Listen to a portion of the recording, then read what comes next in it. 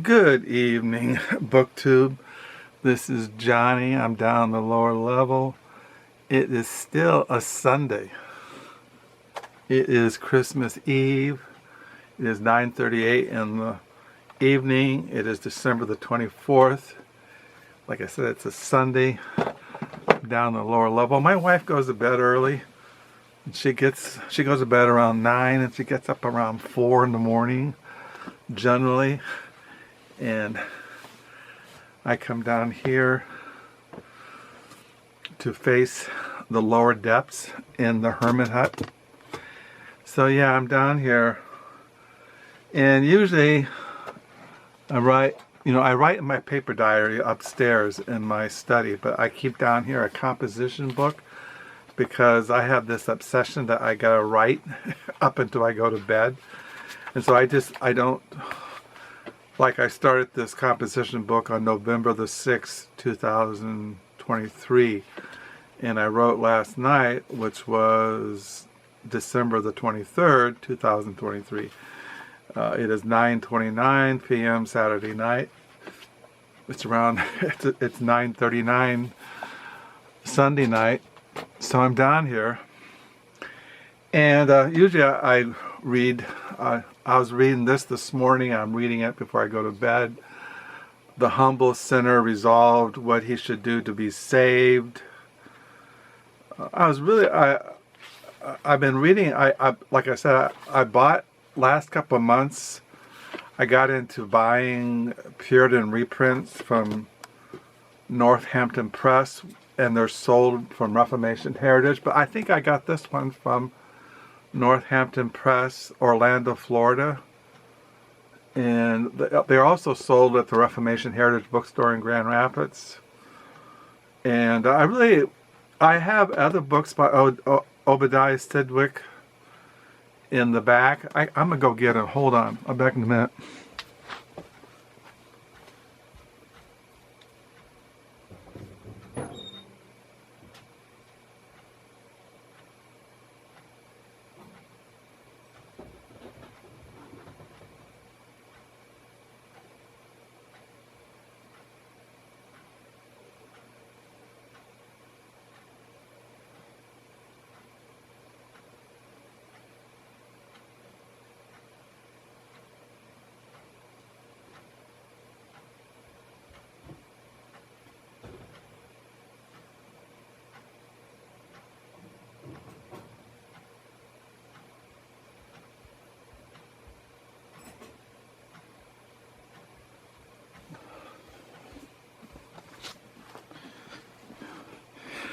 Yeah, I have these other books by, I found out I have allergies.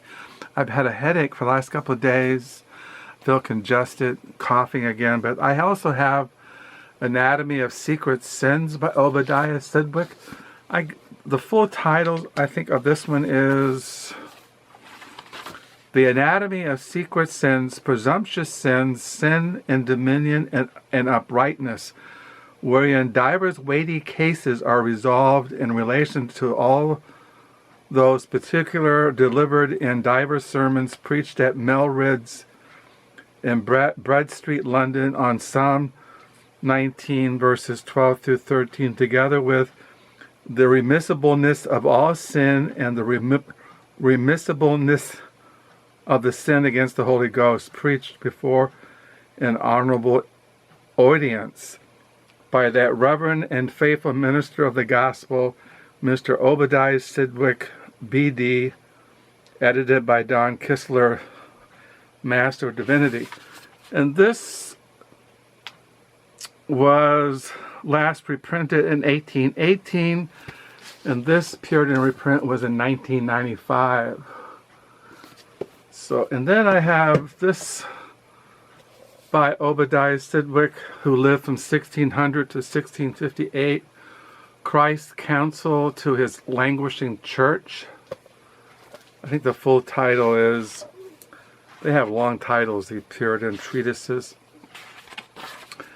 Christ's Counsel to His Languishing Church of Sardis. That says, yeah, or the dying or decaying Christian with the means and helps of his recovery and strengthening, by Obadiah Sedgwick, M.D., late preacher to the inhabitants of St. Midrit's, Bread Street, London. And this one was reprinted by Sola Gloria and was first published in London in 1640. This Sola de Gloria reprint, in which spelling and grammar and formatting changes have been made, is 1996 by Don Kistler. So I don't think I have any other reprints. Obadiah Sedgwick. The Doubting Believer. Oh, I do have another one. Obadiah Sedgwick, The Doubting Believer. I don't know if I have that one.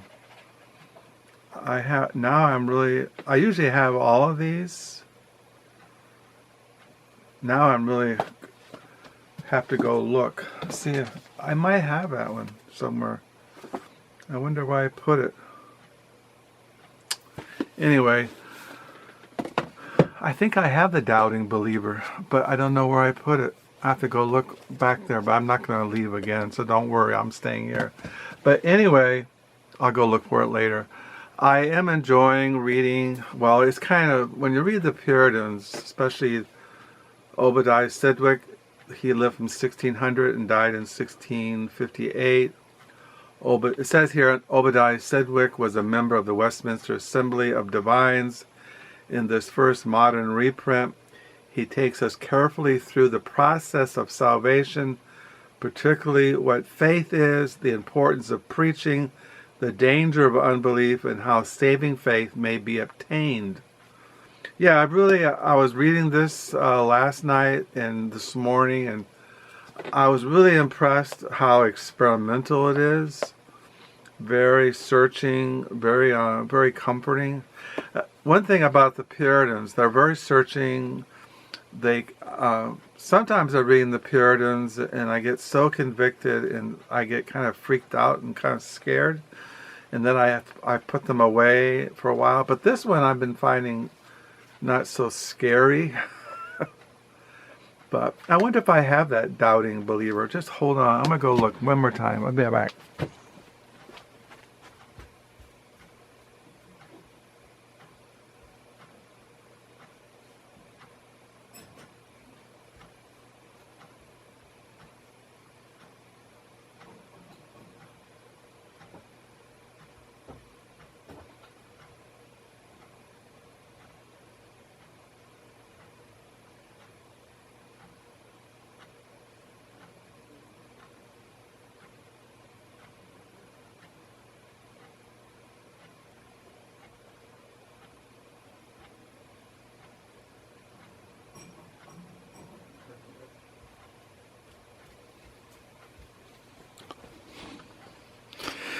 Yeah, I do have it. It's just a different cover.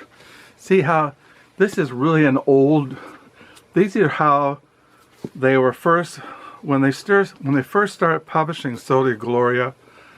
This one came out in. They changed the covers. They became more attractive.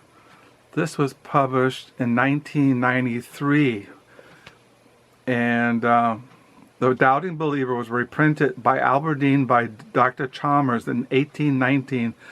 The Sola Gloria reprint is copyrighted in 1993.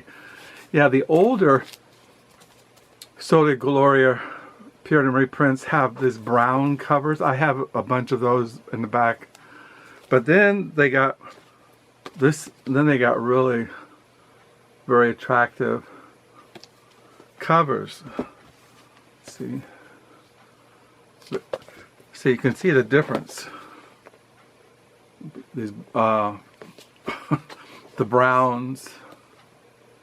They also, this one's kind of plain. The Anatomy of Secret Sins.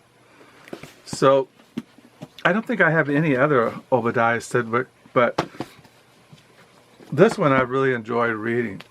Well, that's kind of like, you enjoy reading the Puritans. Well, it's kind of like, since I don't go to church, I don't sit under any kind of gospel preaching, except when I read the Puritans, where I read the old writers, where Jonathan Edwards, where C.H. Spurgeon, where A.W. Pink, or Joel R. Beakey, who's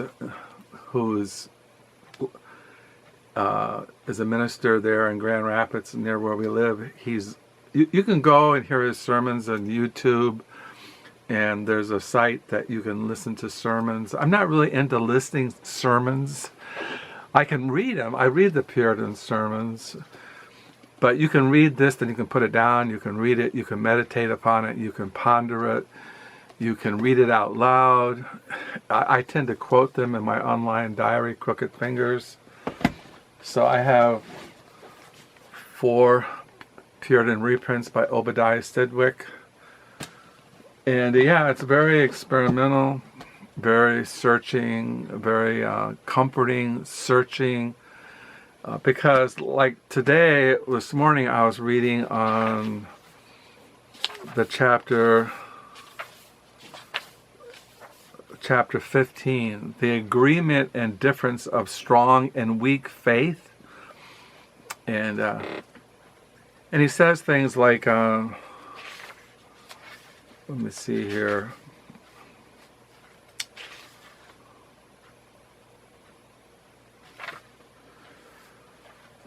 I'll just read something here. Something I would quote in my online diary. Let me see here.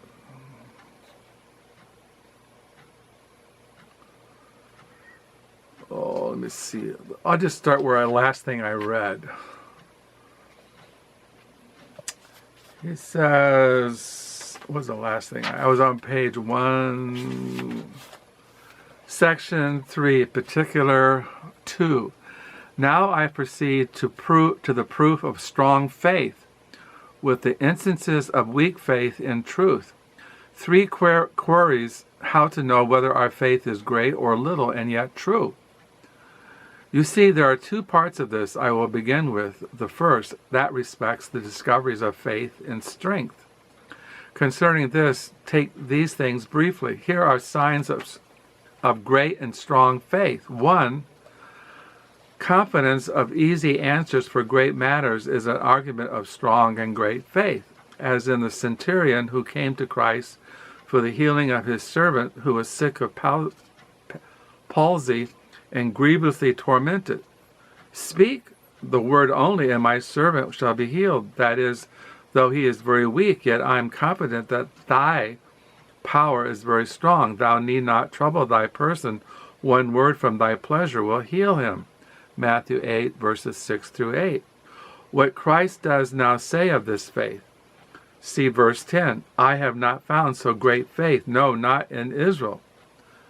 The more difficult we esteem things to be in God or Christ, the weaker is our faith. If we impose a different readiness to help or mercy or pardon on God according to the different matter that we are putting up unto him, this argues want of strength. For it is all one with God to pardon abundantly as to pardon singly, and his power is able for the greater difficulties as for the least trouble. But when the soul draws near unto him and can believe great matters as well as small things, that he will be merciful to great transgressions as well as compassionate to ordinary infirmities, that he will subdue strong temptations as well as weak glancings, that he will in time conquer the busiest inclination to sin. This shows that faith has come to some strength. 2. Another sign is repetition of appearance in a steadfast following of Christ.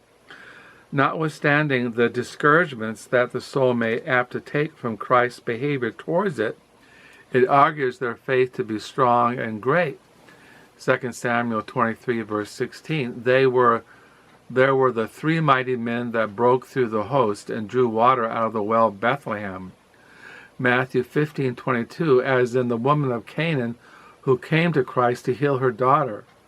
Have mercy on me, O Lord, thou son of David. How did Christ entertain her? The text says, he answered her not a word. Yet in the same verse it is said, she cried after him. She crieth after him, after us.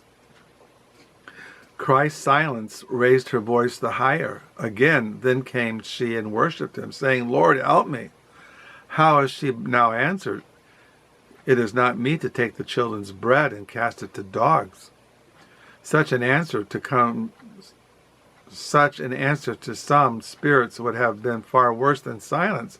But mark it, her faith followed Christ still. And that very word that would discourage another encouraged her. Oh, that faith is strong that can urge Christ from a small hint. Truth, Lord, yet the dogs eat of the crumbs which fall from the Master's table. It is as if she might say, be it so, Lord Jesus, I am no better than a dog, unworthy creature, yet let me have the compassion shown to a dog, though not plenty, yet the crumbs. Now what did Christ say? To her? Then Jesus answered and said unto her, O woman, great is thy faith. Remember that the faith that can bring up the soul can lead it up to heaven against discouragements. Though God does not answer, yet I will seek. Though he kill me, yet I will trust in him. I say such a faith is strong, an expositating faith, a faith that will make the soul to press on after denials, after suspensions. It has come to a great measure of faith that will not be answered or not be gone, a faith that will not let God go or Christ until its speed. Jacob was a wrestler. He would not let God go except he blessed him.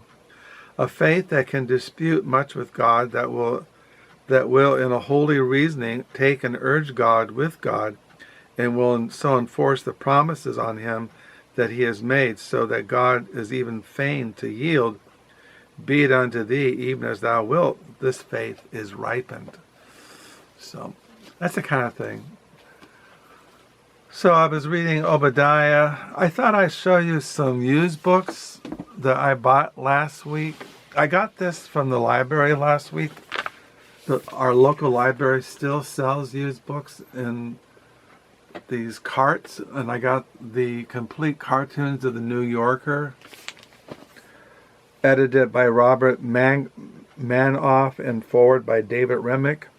Includes 2 CDs with all 68,647 cartoons ever published in the magazine.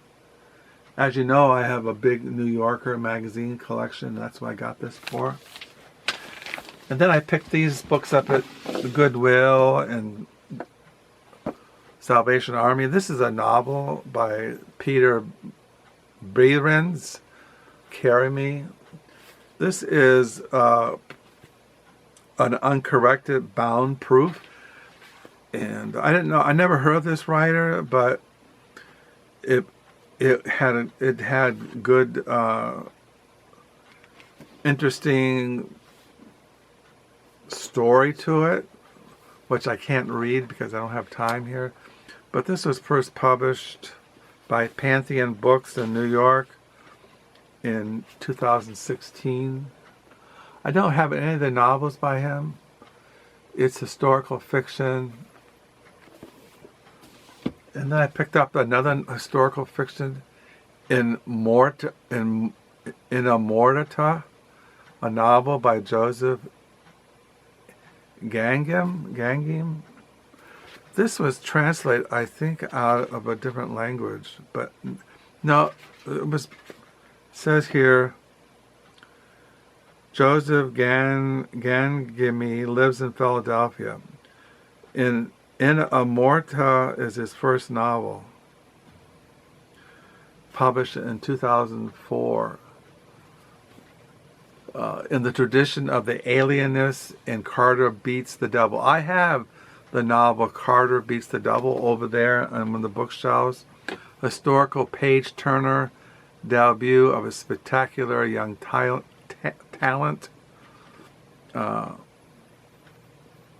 It just looked kind of interesting, historical fiction.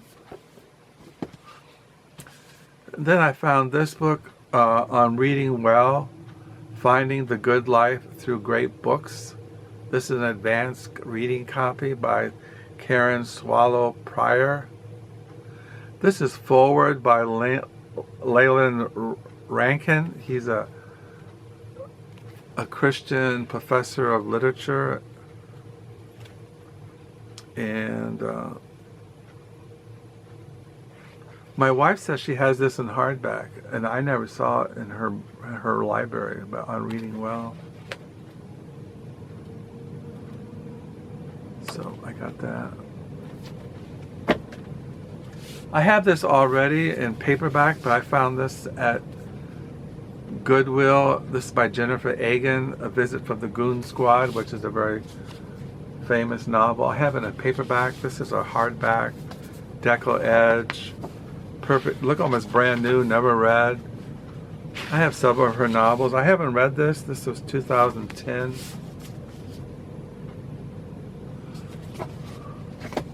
I also have novels by David Mitchell. This is Slade House. It's kind of like, I suppose it's kind of like sci-fi fantasy. I have other novels by him that I didn't. He wrote the Bone Clocks, which I have. The Thousand Autumns of Jacob D. Zoot, which I have. Black Swan Green, which I have. Cloud Atlas, which I have. I don't know if I have Number 9 Dream and Ghost written. It says here David Mitchell, 5 of his 6 novels have been nominated for the Man Booker Prize, and in 2007 Time magazine named him one of the 100 most influential people in the world. Mitchell translated from the Japanese internationally bestseller memoir The Reason I Jump. He lives in Ireland with his wife and 2 children. This came out in 2015. I didn't have this one, and I have his other novels. I think they're over there in a bin or in the back room. I found this at Legacy thrift store.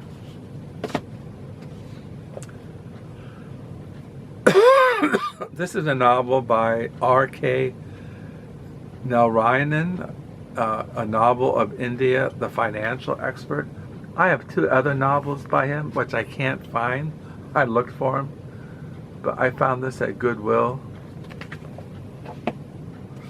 I collect the writings of Garry Wills. He's like a Catholic intellectual. He writes nonfiction primarily. This is Augustine's Sin.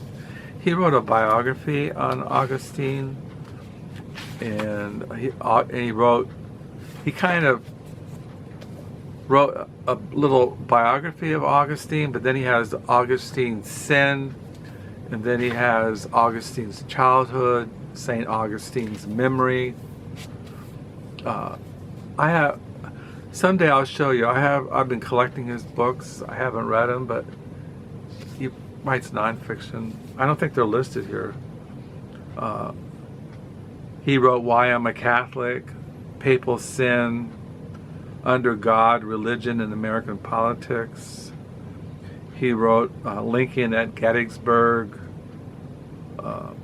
Explaining America, The Federalists, Reagan's America.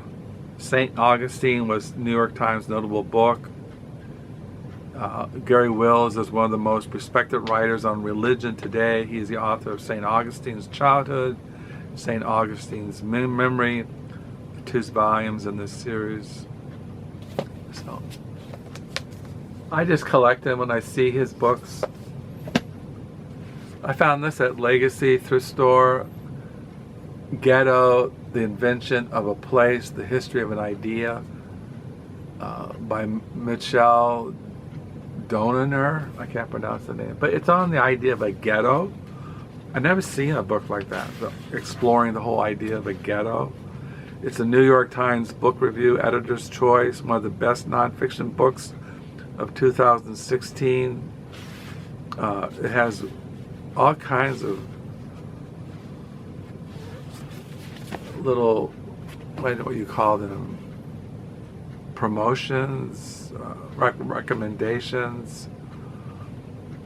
In this sweeping and original account, Mitchell Duneier traces the idea of the ghetto from the beginning of the 16th century, then its revival by the Nazis to the present.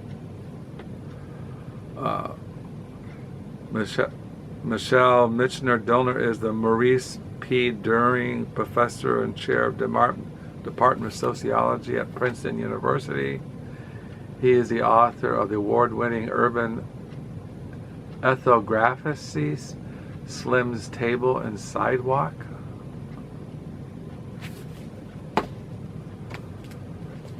This is Iron and Silk. I think I showed these. Maybe, I don't know. This is Iron and Silk. It's about this man named Mark Salzman who goes to China to learn martial arts, but it's kind of like a travel memoir. Iron and Silk.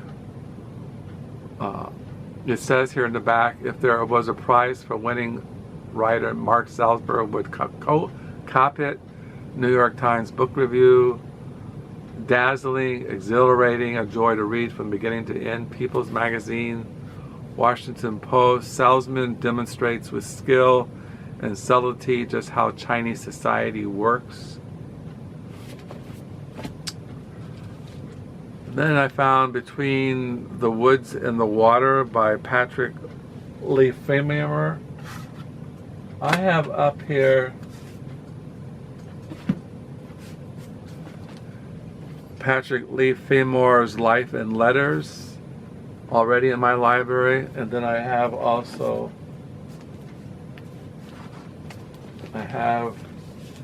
by him a biography of him by Patrick Lefevre. What this is, I have this in the New York Review Basic Classics series, but this is a hardback. It's called, and the full, it's like a travel memoir. It says here, Between the Woods and the Water, on foot to Constantinople, from the Hook of Holland, the Middle Danube to the Iron Gates. And this was first published in 1986, but this is, I have it in a paperback. I really like this hardback edition. It was a gift to somebody. It says here, for you who love travel, Merry Christmas, 1986. Love, I think it's John. So, but yeah, I have his letters. Life and Letters, and then I have a biography of him by Artemis Cooper. Patrick Lefevre, an adventure.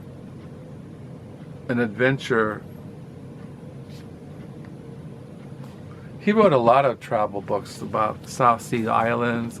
I think he wrote other ones. Then I found this on Lying and Politics by Hannah Arendt. She's a political philosopher. And I just bought a book about her. I collect her writings. I found this one on Lying and Politics.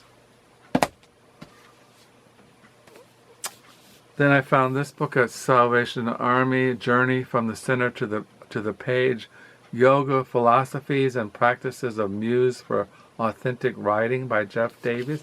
I collect books on writing, people who teach writing, books about writing from all different kinds of perspectives, and I thought this was an interesting perspective.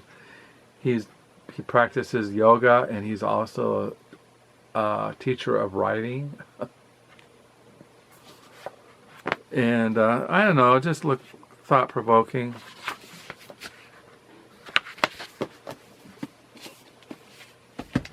This is a book I found at Salvation Army on the whole idea of zoos, animal attractions, nature on display in American zoos by Elizabeth Hansen. I never read it. It's kind of like a cultural study of zoos. And you know, this whole idea about zoos. I mean, you know, we all gone to zoos. I mean, Grand Rapids has a zoo. Every major city has a zoo. When we lived in Houston,